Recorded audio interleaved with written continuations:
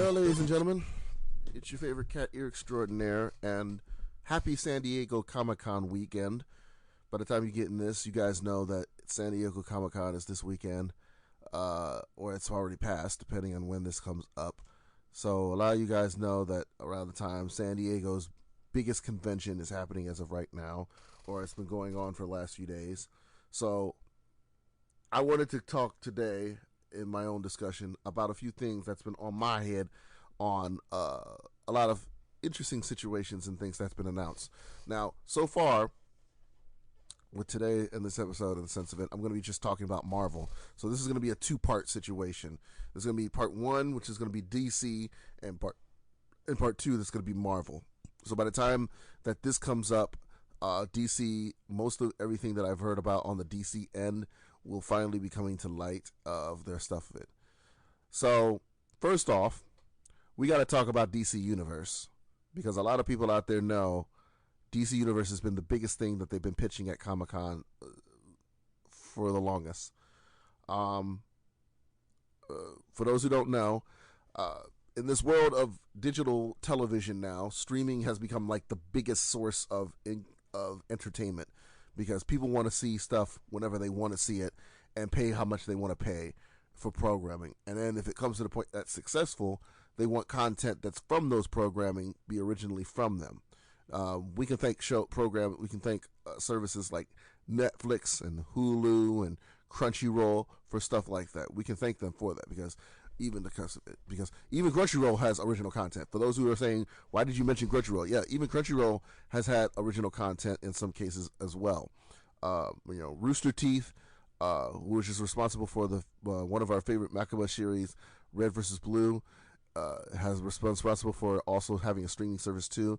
They have a streaming service through Crunchyroll for other consoles and services called Verve, which is a subscription service from Crunchyroll that allows people to subscribe to Crunchyroll and other subscription services such as Rift Tracks, which is a company that's owned by the original writers and producers of Mystery Science Theater 3000, except Joel Hodgson.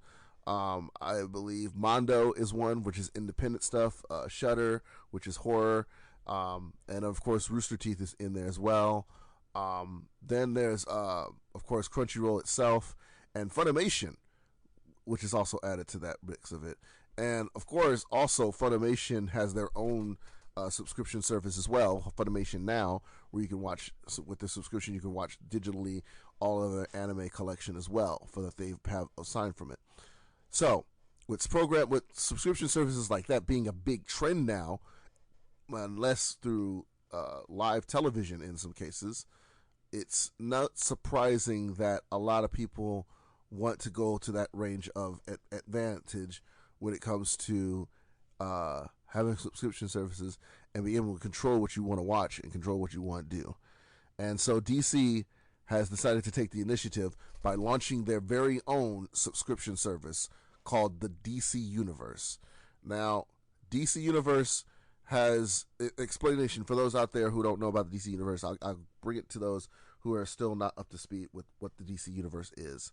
It is going to be a monthly and yearly subscription service that will be available for, I believe, all digital devices as well as for all internet browsers as well.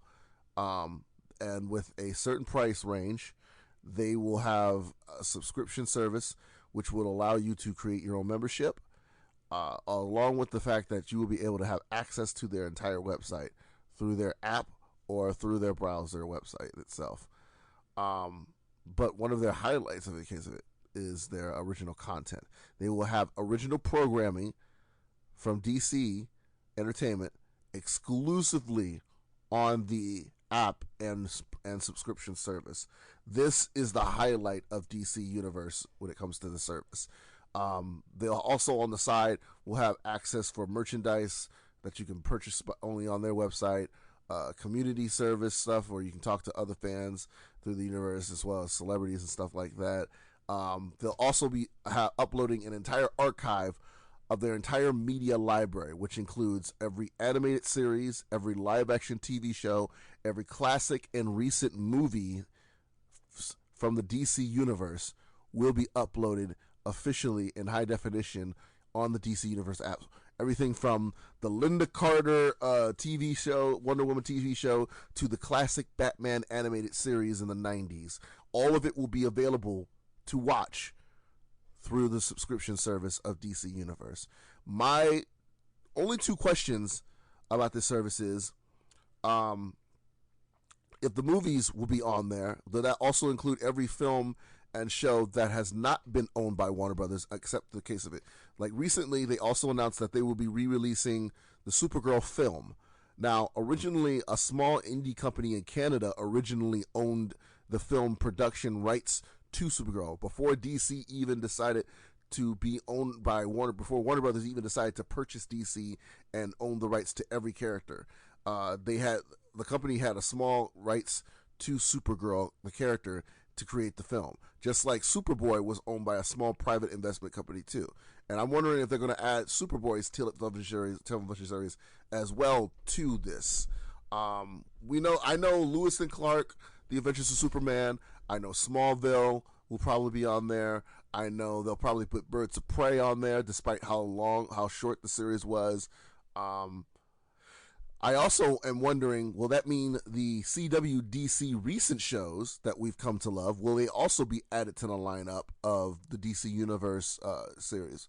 Does that mean we'll be able to see recent episodes up to classic episodes of all of our favorite shows from the DCC TV universe, which includes Arrow, Flash, Legends of Tomorrow, Supergirl, even all the old shows,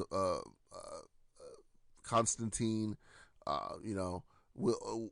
Vixen, Freedom Fighters, The Ray, which are all animated projects. Will they also be available on the app or subscription service? That's my question about that. And we will only be able to know most of that except until details come out forward on that, or until it comes to the point that once the subscription service is available, to purchase of it. Now, right now, they have two pricings on the services. They have a $7.99 monthly service, which is completely fine for me, and then they have a $79.99 purchase annual subscription service, which means for $80 you can subscribe for the entire year. Now, I'm a guy who likes to pay by month, so I'm waiting until that $7.99 is open. But right now, they're only doing pre-orders for the $80 annual subscription, because they're going to give 3 months extra free, and they're going to have you raffle in tickets. They're going to have you in a raffle to win tickets to see the premiere of Aquaman, which is the next movie in the DC Films world.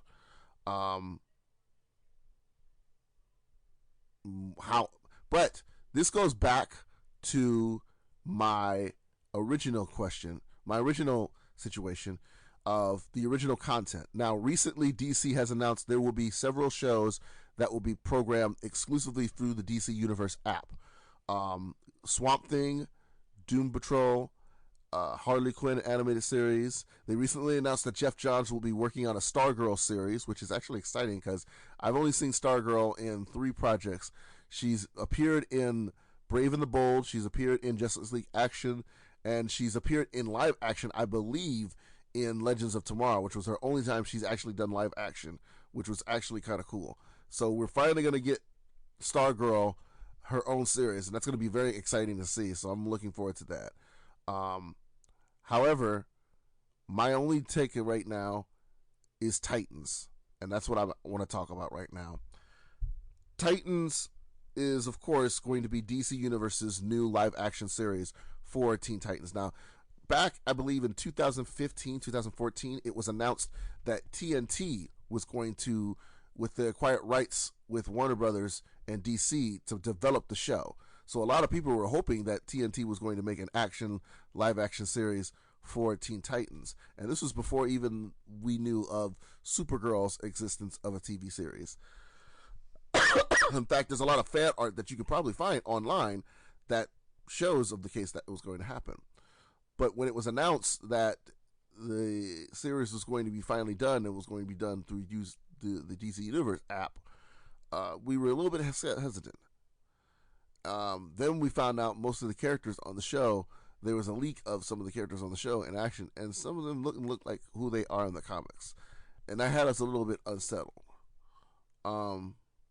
So far, the only two characters that they also have announced that will be on the show that they haven't said much of it is Hawk and Dove, who were rarely in the Titans, I believe, in the comic books. So I feel about the series. Uh, well, here's the thing. I watched the trailer, and I honestly can say that was the most cringeworthy thing I've ever seen. I am such disappointed. I honestly believe it's a letdown for once. Now, be that as it may, I'm still hoping that DC Universe pulls off everything else with everything else in the programming, like the Harley Quinn animated series, the Young Justice new season, the Swamp Thing TV show, the Stargirls TV show. I'm still hoping that something else will come out of this for the DC TV universe and the DC Universe app. But as of right now, Titans has disappointed me. And I'm going to have to go through the roll call of this. The only three people out of this entire show that has no say in the sense of it is Hawk and Dove and Beast Boy. Because we don't see much of them within the show. The show focuses more on three other characters. Starfire, Raven, and Robin. And Robin's outfit is a little cheesy, has that Crystal Donald feel to it, but it's accurate. And in the trailer, you see his story background, like similar to like Gotham in a way, and all that stuff of it. And then he ends up fighting a group of punks, thugs in a hallway, and they're all like, "Where's Batman?" And after he's done beating the shit out of them, he says, "Fuck Batman." I honestly can't see that. Now, if he was Nightwing and not Robin, and he was doing his own thing, that would make more sense. You can't be the Boy Wonder and say that to him at all. That's the problem for that. Then Raven. Now, Raven's look, I have nothing against Raven's look in the sense of it either. She's, it's good to know she's a lost girl. But it made it seem as if her character has not known of her history with Tamrath. Apparently, her character has killed people. Her body is burning, hurting, and such. And she's asking for help. It seems like a little bit more of a vulnerable Raven, which is what I've never expected Raven to be. Raven is very cynical, and I'm not going off of the cartoons. I'm going off of what I know of the comics. Raven is less cynical, as much as Daria is in some cases. So that really made me uncomfortable in the sense of it. But the bottom line, the line that drew the line drawn in the sand for me, was none other than the look of Starfire. That literally killed it for me. And be that as it may, a lot of y'all people out there are going to probably say to yourselves, like, why are you making such a big deal about this? This girl has done nothing wrong. Now, let me break it down for you so you understand something. The actress who plays Starfire, the actress, I have nothing against the actress who is playing Starfire. None whatsoever. Anna Diop, I believe her name is. Anna Diop is a very attractive, very talented woman. I have nothing against her.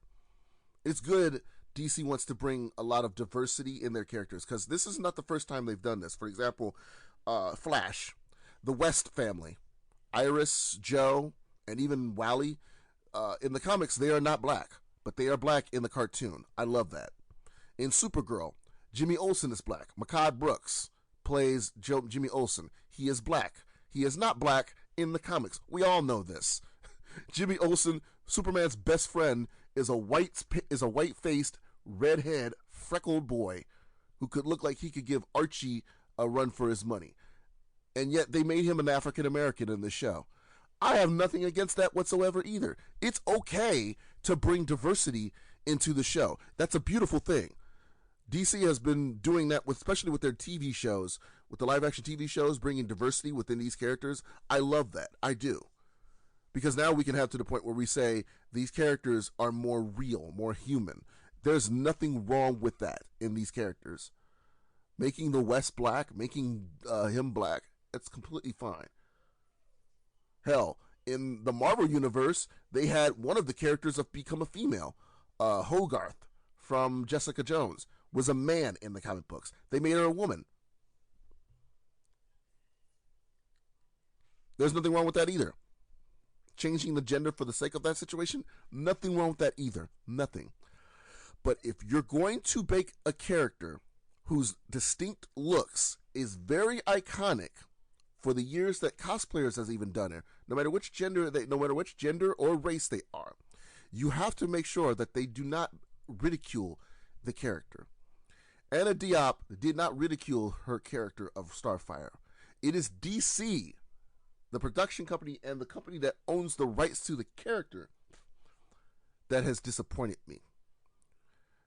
Now, you'll probably see if you Google Starfire, Anna Diop, you'll see both of that. Recently, Anna Diop, by the time you get this video, Anna Diop has recently had to block her comments on Instagram because she has been getting racial remarks and criticism from fans over her portrayal of this character in the show.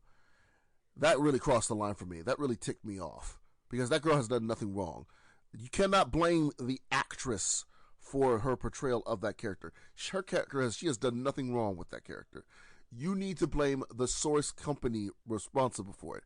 And if the company that's responsible for the source material can't even get the source material right when it comes to the show, that's a problem for me. And that's what it is with Starfire. But then again, this isn't just Starfire, it's for the rest of the characters too. But the reason why I'm talking about Starfire now is because race. It's super fucking ridiculous that people are harassing this girl over a portrayal of something she had no control over, especially when it comes to looks. Now, I will say something about the look for her character, but this is not her fault. This is DC's fault.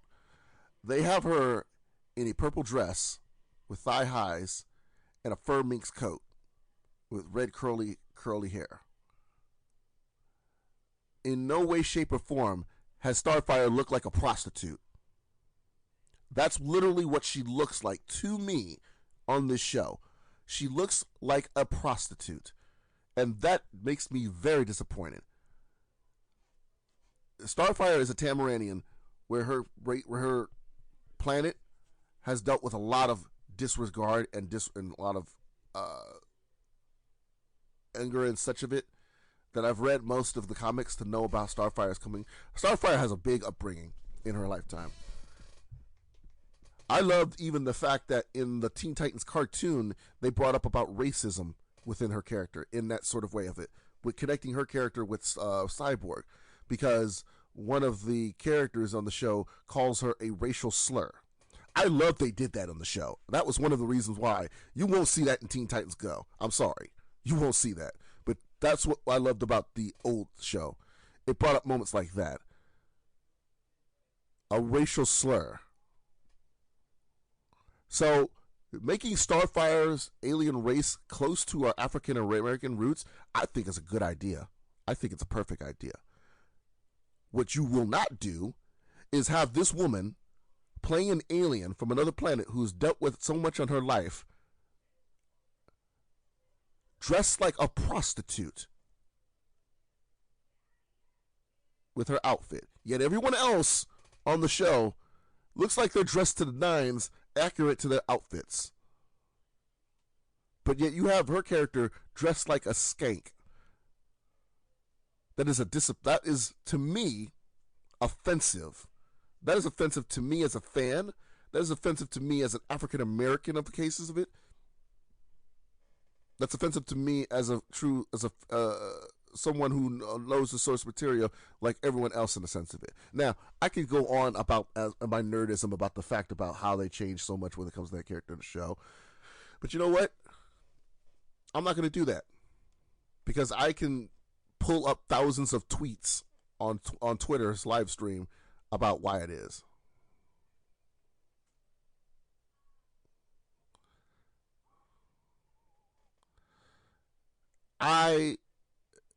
personally feel that Aina Diop was violated in the most disrespectful way by the fans. This is one of the love-hate things about the fan base. I know, and this goes for every material, and that's the one thing I tell most of the people who are not even from this material. One of my roommates is not a fan of any of this stuff, comic books, superheroes, anything. While she did find Black Panther interesting in some cases, she's not a fan of this stuff. And I had to break it down to her on a sense of it. When it comes to nerds in some fan bases, some take it to a sense where it's wrong, but then they'll go to the point where it's like a 20% anger that makes logical sense, but then some will go to an 80% anger logic that's not logical. That's like, you know what? You have to understand the logic and situations of things are. You can't be mad about that. That's not even right to be mad about. This situation could have been a 20% anger, and that was only because of how her character looked. That's it. Nobody had to take it to an 80% of anger because of the fact of who played her. That's wrong. Very disrespectful. Again, Aina Diop did not deserve those racial slurs or those hatred and harassments. She didn't. This is the same thing that happened with the actress from Star Wars, The Last Jedi. Now, I don't even want to go so far to talk about The Last Jedi because while I found the movie to be okay, hate me or not, I don't give a shit. There have been a lot of talks recently this year about the movie. So far, some people felt that the movie was incomplete. Some felt that the story was just off rails. And some people felt like, too much religion in some of the characters in some cases. But there was a lot of hate for the movie. A lot. And to the point, there's a few people who've actually started a petition that they wanted to have the film redone, which is the stupidest thing I've ever heard. But the worst part to me was the harassment that was given to one actress, Kelly Marie Tran, who is an Asian actress who plays Rose Tico, and who possibly could be the love interest to my boy John Boyega's character Finn. I loved her character on the show. She's a mechanic. She's female. I loved her. And the fact that we don't really see a lot of diversity in Star Wars, with the exception of Lance, with the exception of Samuel Jackson as Mace Windu, and of course Billy D. Williams' character, Lando Calrissian, and Donald Glover's character. With the exception of those two characters, we don't see a lot of other diversity within the Star Wars world. Not even the Asian descent. So when they added her character into the movie, I thought that was a brilliant idea. Unfortunately, many people did not agree with that, to the point they harassed her, to the point she disabled her Instagram account because of that harassment. Because some people found her character to be a lack of space, which is the most ridiculous thing I've ever heard. Honestly, I'm offended. I'm appalled that people had to insult this woman. I remember watching, one of my favorite moments when the movie came out was a young girl who was an Asian cosplayer got to go to the movie premiere, and Kelly saw her at the red carpet and cried because she never thought anyone would cosplay her character. It was a beautiful moment.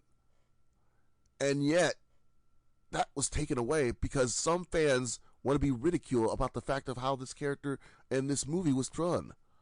And it's very offended. Now, things like that, an example, this is the same thing happening again with Titans. Because of an actress who had no control over her looks or her appearance of the character, but more the fact that people had to hate on her because of that. Like she had some input on it. It offends me. It makes me upset even more. Because there's no excuses that people needed to harass Aina Diop. None. She had no control over the character's looks. She had no control over the character's portrayal. None.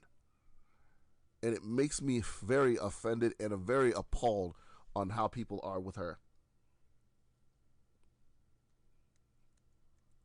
Now, I have seen a few people who've also mentioned the fact that, well, she should have played Raven. It was better of a course of it.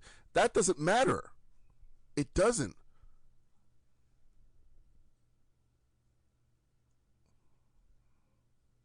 The fact that people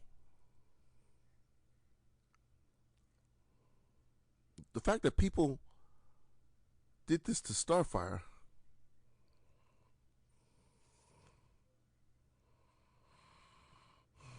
it just upsets me.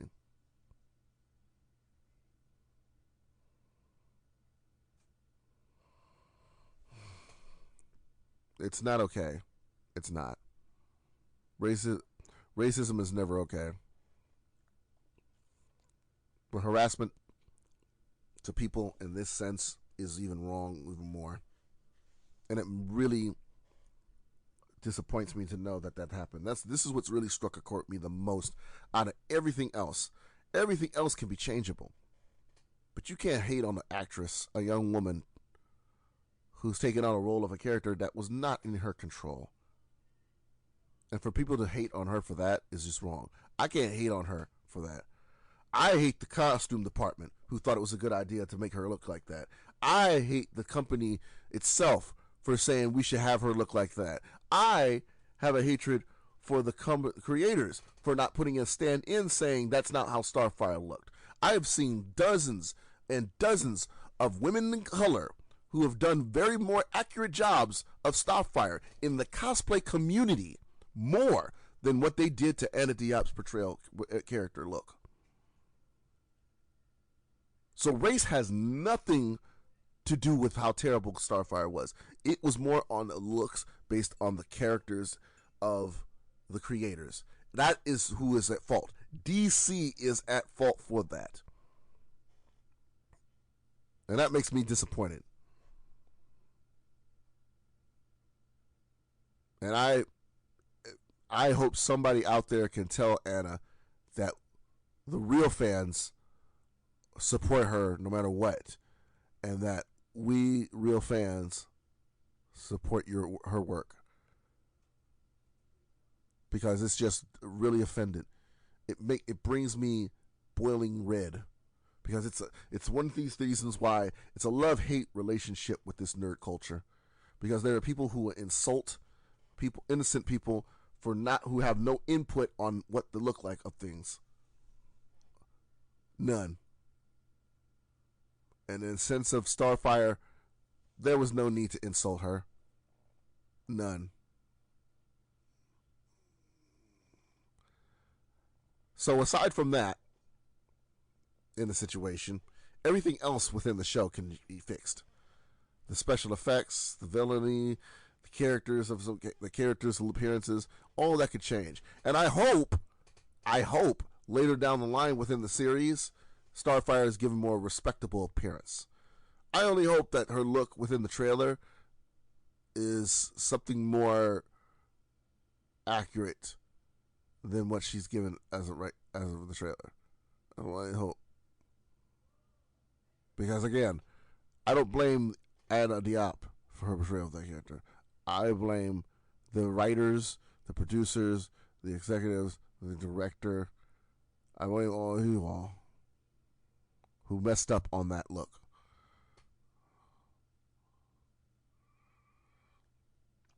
But aside from that, we have not gotten any other news yet for any of the other programming of the case of it. So that's the only one. So far, they've only shown the trailers for Titans and Young Justice Outsiders. Now, I am excited on the whole different scale. I am excited for Young Justice. We have been wanting this season since the cliffhanger in season 2 of Young Justice. And I think we owe Netflix a lot for that. And I think they do. They owe Netflix for that, because Netflix, when they aired Young Justice, they seriously put it all in an overhaul within that show. And because of the ratings, went through the roof with the success of the ratings on the show on Netflix, is the only reason why this show has a second blood now. I only hope that if it gets to that point of success of it, and I only hope that because of that, more seasons could come in the future. They haven't stated if there's going to be anything or if this is going to be the last season of the series, but I do know This is going to feel like home a little bit. And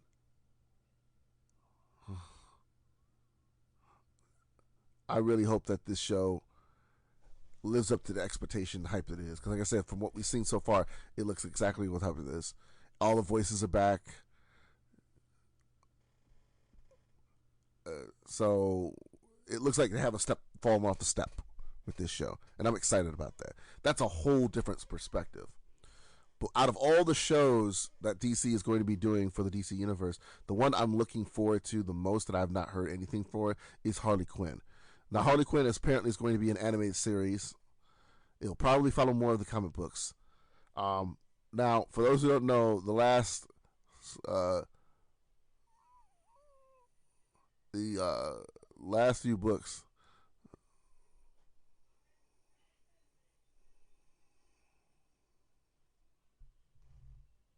um, when it comes to, it's hard to put my foot on this case because I'm just like the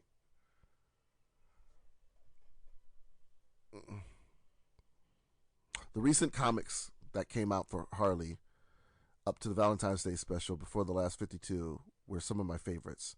And then the movie came out for Suicide Squad and they decided to change her look then to fit more within the comic, fit more to the movie. And that was my only disappointment. I liked her style, I liked her look within the comics during that time of it. I only hope that that's the style that they go for in the animated series. Otherwise, if not that, I would love to see Bruce Timm and Paul Dini put their two inputs within this show. Nothing wrong with that either. But that's the one thing I'm looking forward to out of most of the shows and projects here on the DC in the DC world. Swamp Thing, of course, I know they'll probably do something very unique and icky on that.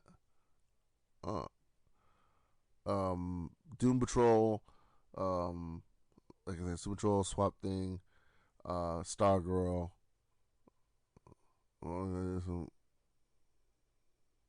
They're all going to be very interesting to watch of it. What I would love DC Universe to do is if the series for these live action shows turn out to be very much well, I would like them to try to spearhead another chance to do something milestone. That's what I would love to see. Now, for those who don't know what Milestone is, Milestone Media is a company that was started by Dwayne McDuffie, who was a producer and writer on DC before his passing. But for those who need a clear cut conscience of what he's responsible for, he wrote many of the animated films that we come to love, such as Justice League Doom, Crisis on Two Earths. I believe he wrote the film version of The New Frontier. But one of his most hated stories, well, not hated, one of his most loved characters is Static Shock. Static was created by Dwayne himself. Static was sort of the mascot for Milestone Media when it was developed and distributed through DC. And when Milestone was bought out by DC and folded, Static was the only one left. Now, from what I'm hearing, Milestone Media still has some obtained rights to Static, so DC can't really use them much because they still don't own Static that much. They don't like a 20% owner of Static. So they're going through ownership situations that's preventing a movie or a TV show from even having it. So we can only hope that something down the line that the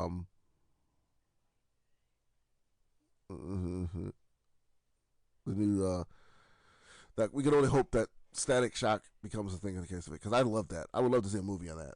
I do. I would love to see that. This Static Shock could be what Black Lightning has done on television, and what Black Panther has done for Marvel films. I honestly believe that. Um,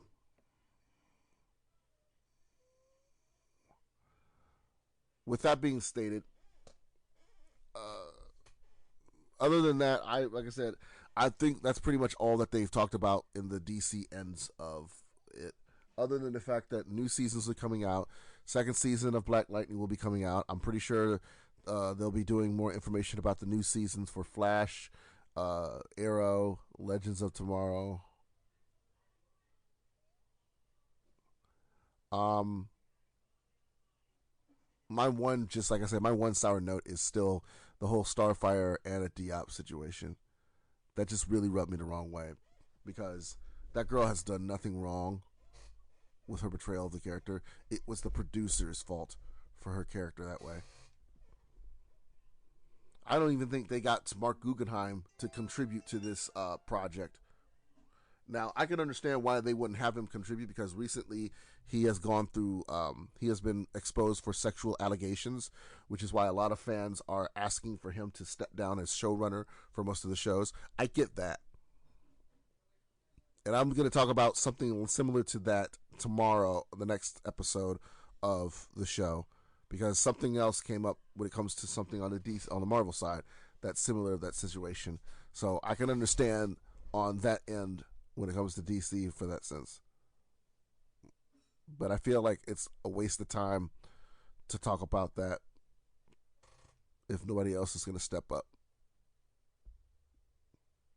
So, but yeah, if you feel you want to check it out, go to DCUniverse.com. There. Um, I will say the comic books and merchandise ends of the DC Universe app streaming service is I'm interested also in too, because they're going to also have a archive of merchandise that will be exclusively sold by them, as well as you know, well, sorry, they're going to have merchandise exclusively on their app. They're going to have community board areas for the fans, as well, of course, as the entire digital catalog of their comic book collection, which will be awesome because not everybody can afford Comixology. But it'll be easier to read on that sense of it. And speaking of which, for those who are asking, yes, I did pick up the 50 issue of Batman, issue number 50, which came out. I have the Jim Lee cover. I had to order that one specially because they sold out at media. What's weird is Midwest. I figured they would have a bigger stock, but no, they don't. They ran out real quick. There's 4 different variant covers for the Batman issue 50. Now, for those who don't know, issue 50 is supposedly the issue that starts of Bruce Wayne and Selina Kyle's wedding, because Lord knows these two should have been married for 60 years ago. Ever since they met, we all know this is gonna happen. At least he gives them a chance. At least he gives it a chance in this movie. In this comic book. However, it's also important to realize that you know how some of these comics usually go down. Something's going to happen in a way that it's going to interrupt the wedding. It's going to come to the point where she's not her husband or he's not her servant. So we all know how that's going to go on. But my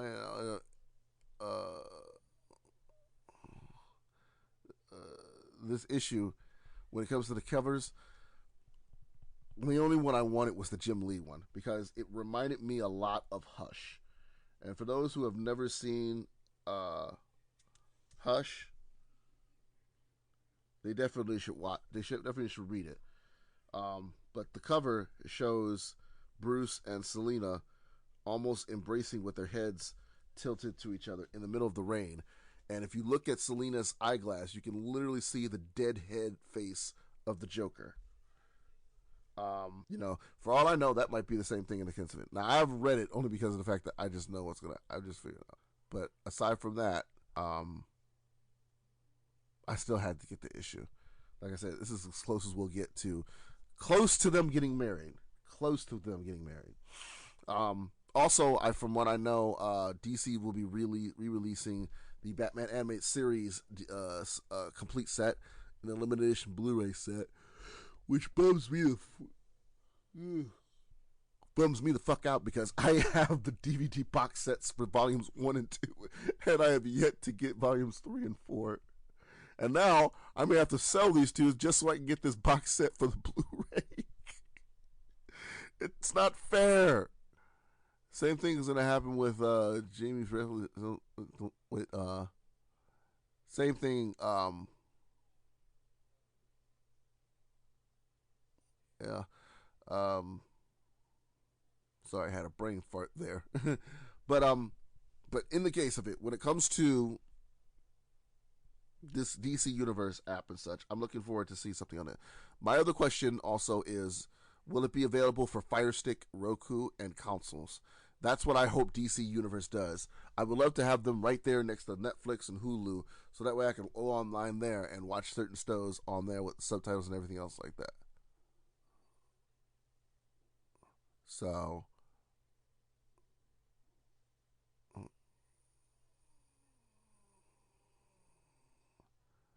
um,